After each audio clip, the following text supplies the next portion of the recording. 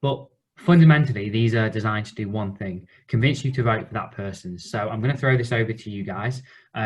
So what you can pick any video in any order and just give me one thing that you liked about them. The Macklemore one was recorded really well. I mean, all the details. It was a literal parody of the original video. I think with the first one, it's really gives a lot of information. So although it's following the Macklemore song, like that including stuff about their campaign and about themselves. So it's really informational. Great. So there's two really good things to take from that. One, Abdul, as you pointed out, that is it Abdul or Manaf that you prefer to go? Abdul's fine. Right. So as Abdul pointed out, the quality of it is quite high. So it's visually quite pleasing. It's not filmed on someone's iPhone 4, which I'm sure none of you have got.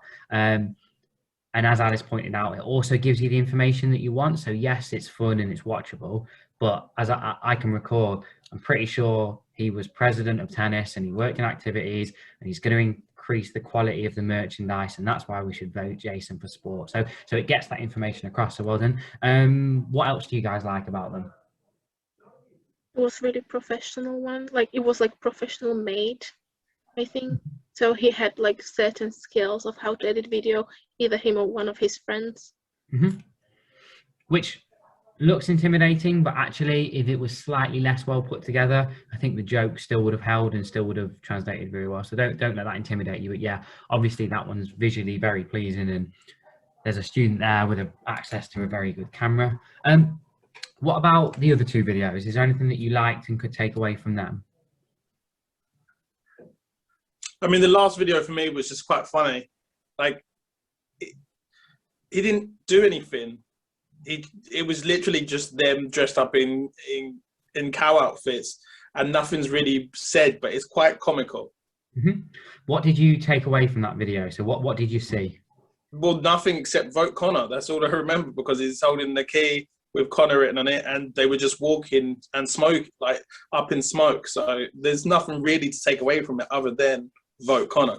Right. So you go into the ballad, and he did release a very serious campaign video that went alongside that. But you've seen the campaign video, so you know he's got some ideas. You've seen the other one that just says vote Connor, vote Connor, vote Connor, and then you've come in to vote, and you've seen that name recognition is already there. So a really good point there to take away from that. And we'll talk about that in a bit. Not every video needs to say, I'm this person standing for this and doing this. You have never met Connor, but if you saw his name on a ballad and you hadn't seen anyone else, you'd be like, oh, vote Connor. That's the dancing cow dude, or well, I genuinely don't know which one he was dressed as. Great. And then the Aunt Video's done one where she's taking the mic. I think it was like, I'll go ahead. No, go on. I think it's a bit of fun and it's going to catch people's eye. Mm-hmm. But when she's taking the mic out of her point, like the points, yeah, is she taking the mic out of generic points? Are they her points? So I don't think you're actually getting too much about her and her campaign. But yeah, it's a bit of a laugh. People might like that. Yeah, I think it's a risky tongue-in-cheek one that I'm assuming that she would have. She was mocking people doing generic policies to try and stand out, which is a bit ballsy and a bit brave. But yeah, I think if you've got a bit of UCB humour that you think might land, don't be afraid to use it. So we're going to invert the question now, and we're just going to say, what don't you like? So what can we take away from those that was a bit isn't your style, isn't what you'd like? I think that his first two were kind of like long, because the last one, it was short. It says like, what you have to do, just vote for Connor, and that was like the main point that everyone will remember. But in these two, like first two, there was like a lot of saying, so everyone can read it on a manifesto, or like you can do another video or interview, but it was just too much information for a video. Yeah, I think that's a really good point. I think I'd like to say I don't do this, but I absolutely switch off videos after the first 20-30 seconds. So yeah, no, keep it concise, keep it simple, keep it in that realm. Anything else that you didn't like about them? Don't worry, I only know one of these people. I'm not going to go off and tell them.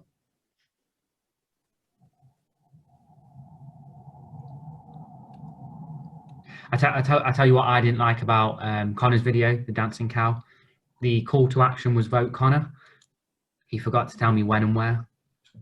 There's no harm in reinforcing that information, even if it adds 2 seconds onto your video at the end and people don't watch it.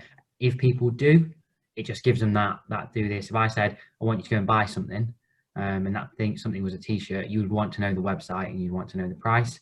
If I want you to vote, you want to know when and you want to know where.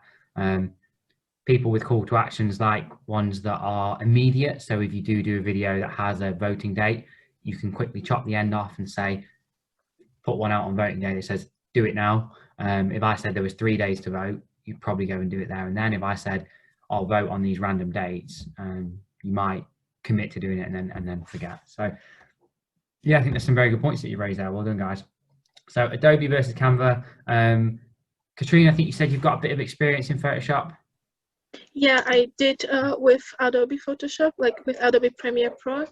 I also did some animation, but my only problem is that I have all those programs on a laptop that it's really slow, so I don't know how much time I will have editing it. So I might use like Canva, and if there is like I need something more, I might do it in Adobe, but I don't really know because it's really slow and I don't really have a lot of time for doing that. Great. That's what I was hoping you'd say, because we're not going to talk about Adobe other than the programs are out there. There's a reason they're used by everyone. It's because they're genuinely the best, and because of that, they have their own tutorials that you can go through. You can download so much for free on them. If you decide to use Adobe, I would recommend looking at Adobe Stock to get all of your images, your vectors, your motion graphics from. And if you don't like them, there is a site called Motion Array that you can download some freebies from. That's how you're going to go from a Canva looking video to one of those with all the cool transitions. So if you want to slap your camera out the way, but at the same time you want it to pulsate or flash or glitch, Adobe Stock and Motion Array both have a wealth of free downloadables that you can get. The best ones are premium and you have to pay for them. That would have to come out of your budget, but there is enough on the freebies that you don't need to worry about that. Canva, on the other hand, if you're putting up a 10-second video on social media and you just want to get something going over the top of it or want to put some extra information on it, that's what we're going to talk about today, because anyone can turn a simple or free Canva account into a video editing software, and not a lot of people do it. I don't do it when I'm doing something that I need to go on YouTube and that I need to look like an advert. I do it when I'm putting something on Instagram stories that I know needs to take 10 seconds because effort versus outcome, 100 people are going to see it. We don't need to put 20 hours onto it. So first thing we're going to do is a full video option. If I'm teaching you stuff you already know, I apologize, but it's just to make sure that you know. So very simply, in Canva, you choose, and we'll talk about this at the end, you choose your video size, you choose your background, you choose everything. And I would recommend the resize function. If you have Pro, you can resize up here. If not, you just copy and paste and you do it manually to make a video that is fit for each platform. If I look at a company and they're using the same video on an Instagram story as they are on a tile, I think that company's lazy. I think it doesn't take long to change it over. So why the heck would you not? If you guys disagree, please shout up. It might just be that I'm super picky. But I just think that resize, isn't it like when you have paid version for it? Because I'm using Canva for Society Instagram, and for resizing, it's just it's paid, so I have to resize it before I'll start doing the video. So I have to choose the size and then do the video. So I would have to. Yeah, no, you're absolutely right that the resize is Premiere. But once you've got this made, you can literally grab it all, copy it, and then you just start a new one. So it'll tell you, it'll pre-make it for you. So you just copy it across, and then the resizing is manual, but it only takes sort of 10 seconds from there. So that's when you think about the time, resizing it would make a lot of sense. So all I've done on Canva, for those of you who haven't used it, is dropped in a box, and then I wrote Andy Figgle president, because I want you to all vote for me.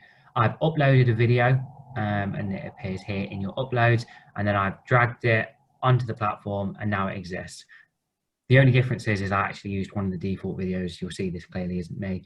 And now that video is the correct size for an Instagram story. So that's me telling you to vote for Andy for president. There's a video of a cow. But all I've done there is added some value. So if you've only got an iPhone, that looks much more well produced because of the banner at the bottom than me doing that. And you can top and tail it so it says vote for Andy at this time. You can put in your slogan, you can overlay it all, and that's a really quick and simple way to make your Instagram story, not your story, your tile look a lot more exciting. Once you've moved on from that, you might want to think about animations. So again, Canva has the option to animate, and once you've done that, you'll see it here. Once I've hidden this on the right hand screen, but there's a button here. Oh no, I just haven't hidden it, where it says drift, where I've chosen to animate it, which means when I push play, the animation I've chose annoyingly isn't working. Let me turn it on. It's frozen. Anyway, the one that I've chosen will appear across the top. There we go. Oh, my screen's having a bit of a breakdown because I'm asking it to do too much. There we go. Can you guys see it moving, or is that just my computer? Yeah, I can see it moving. Great, there we go. So you've added a load more value onto that. I just could have shot that looking at my face on my iPhone, but it's a real simple way to get your point across, because people can't always tell what you're saying. People don't often care about sound, so if you just drop in a track over something, you still need to have that additional layer to say, vote for Andy at this time.